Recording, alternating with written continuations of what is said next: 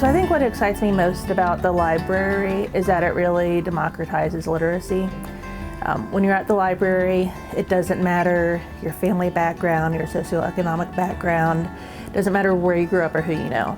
You have the access to anything you want to learn regardless of all of that. The library in a neighborhood close to mine when I grew up, I remember sitting there as a little girl with my mom on her off days, and it would be surrounded with wooden bookshelves with all these beautiful books. And it just seemed like this huge children's section. It was so welcoming, and I just felt so good every time I was there, and I have such good memories of being there with my mom. So the library is really important to me. My mom is retired, and she has health issues, which keep her at home most of the time. Now that she does have health issues, she can't get out as much as she would like to. And so the Libby app and our Cincinnati Public Library keeps her busy at home.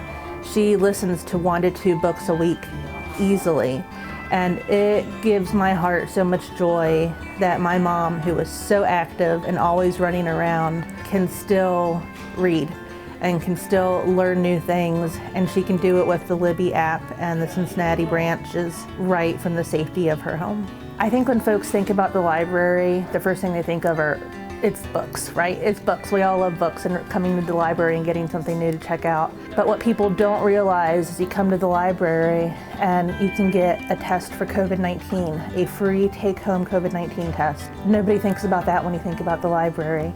School kids can go to the library after class and have a snack. That might be their last meal for the day.